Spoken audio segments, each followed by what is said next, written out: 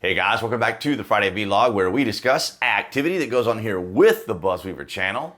That includes things like current events, headlines that are in the news, pop culture, social media, technology, and items of interest that come up during the week, to include shorts, and I did post some this week, as well as community posts, which are interesting. I've been using some polling systems to see what all is going on, but nonetheless, guys, I want to thank all of you guys across New Tech, as well as everyone here on YouTube, for your guys' continued support. We start things off from the land down under. Reuters. Australia passes social media ban for children under 16. So now they're doing bans. Australia approved on Thursday a social media ban for children aged under 16 after an emotive debate that has gripped the nation, setting a benchmark for jurisdictions around the world with one of the toughest regulations targeting big tech.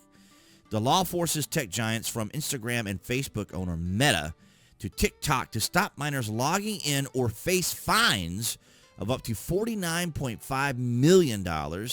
A trial of methods to enforce it will start in January, with the ban to take effect in a year. So this is fascinating. So again, we have kind of this ideology and philosophy of government imposing on essentially what parents should be doing, right?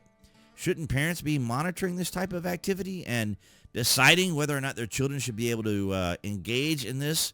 But of course, in the age of phones and other things, but I mean, it's not like children weren't able to get out of their parents' house and go to their friends and do these other sorts of things. But to find the social media giants is fascinating because the account still has to be set up. If the child is going to be on there, unless I guess they're completely banned from it. Yeah, a ban for children entirely. So, they're going to find a way to get on there. But I find it fascinating nonetheless. Now, just a little aside note here.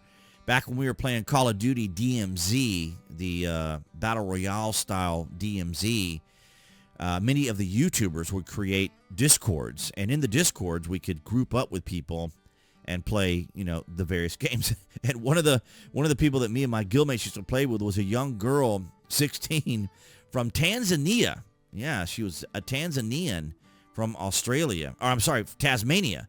Yeah, Tanzanian. Tasmanian? No, she was Tasmanian. But I just found it interesting because she would not have been allowed to be on social media, but she's not 16 anymore. But the thing is, it's kind of amusing that this ban is going on. I think we were actually older than her parents as well, which was kind of funny. But anyway, so down in Australia, they're going to ban it apparently. But of course, here in the United States, even going back to 2022, the establishment uniparty, of course, was trying to block our free speech. And because, of course, to them, they think free speech is whatever they want to say without being challenged or pushed back. But see, when they hijacked our culture and our institutions and our justice system, they were able to get away with whatever they wanted to. As you can see here, all the way back in 2022 with 𝐀𝐦𝐚𝐳𝐨𝐧 Question about Twitter. There's a researcher at Stanford who says that this is a critical moment, really, in terms of ensuring that Twitter does not become a vector for misinformation. I mean, are you concerned about Elon Musk says there's more and more. Okay, lady. Concerned about that and what? Oh, these people's questions are so agonizing. Okay, enough already. Keeping an eye on, and look, we have always been very clear.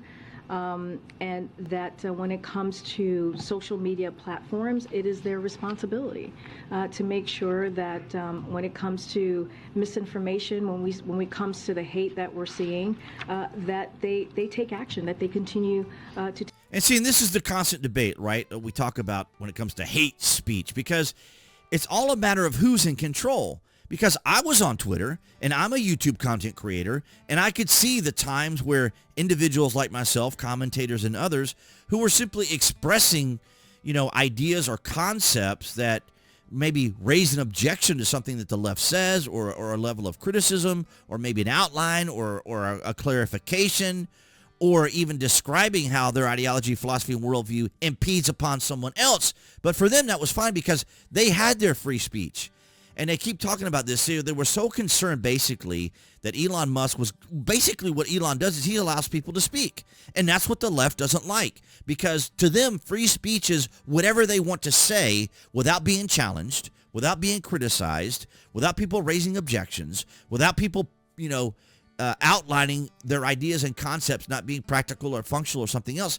That's what they're concerned about. What they want is complete autonomy. They don't want any sort of pushback whatsoever. That's including the media. And the media gets incredibly mad on X here on Twitter when you question their articles or their journalists or their reporters, when you call them out on really things that they're saying that are misinformation and disinformation. And it went so far as of just recently, back in September. Listen to this from John Kerry. Our First Amendment stands as a major block to the ability to be able to just... Our First Amendment stands as a major block. The First Amendment, free speech. This is the same protection the media gets. This is the same protection the media gets. But there's no agency. There's no department. There's no oversight committee. There's no group. There's no one that oversees the media and what they say. Hammer it out of existence. So what we need is to win the ground, win the right to govern by hopefully having, winning enough votes that you're free to be able to implement change. So in other words, when your side has enough of the votes, when your side has the power, you can control speech. It's absolutely extraordinary. I am so grateful, as I know many of you who watch the BuzWeaver channel, that Donald Trump won. Because this, imagine if, for some bizarre reason, Kamala Harris had been able to win. They would be going after Elon. They would be still going after Trump. We'd have the Judge Merchan. We'd have oh my gosh, these people would just be going nuts. Not to mention the fact how this would turn out as far as the wars that are currently going on overseas, right? Over in the Middle East and in Ukraine. Man, it's just, I'm grateful for everybody in our country who was able to see through the nonsense. Like this nonsense from John Kerry, the nonsense from 𝐀𝐦𝐚𝐳𝐨𝐧 𝐀𝐟𝐟𝐢𝐥𝐢𝐚𝐭𝐞, that people don't have, that, they have to regulate all this stuff because they're concerned. What they're concerned about, of course, is influence, the ability for people to convince others that the left's ideology, philosophy, and worldview is wrong. And, of course, the election proved that people rejected their ideology, their philosophy, and worldview. Of course, it was based mostly on economics and the border and stuff. But for those of us who are here as creators or commentators or individuals who share ideas and thoughts and opinions and so forth, this was a huge issue for us. And to an extent, it still is.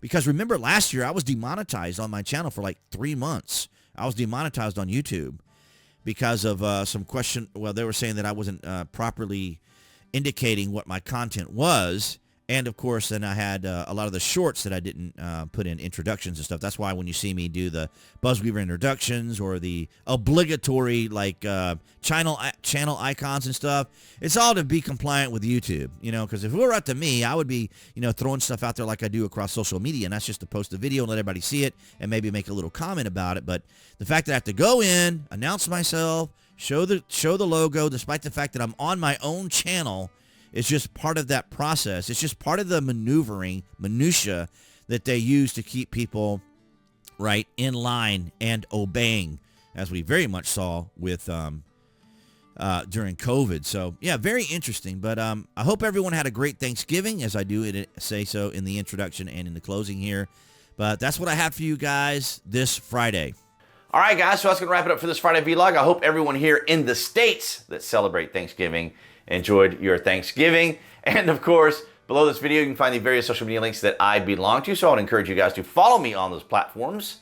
And of course, if you order frequently from Amazon or use Amazon Prime, my affiliate link is down below. You can use that as your landing page. It does help out the channel. And of course, if you're interested in a VPN, Trust Zone is one of my favorites. I do enjoy it. But guys, thank you so much across NewTek, BitChute, Rumble, and Odyssey. What an amazing 2024. We're getting through it. We're going to get through it. And I think we're going to have an amazing 2025. So thank you guys for your continued support. Appearing there on the screen, that would be the channel icon. You guys can click on that to subscribe to the channel while you're watching and as you're watching here on YouTube. And of course, you can select notifications to let you know when there's content here on the channel. And I'll see all you guys next week behind the Galaxy phone camera.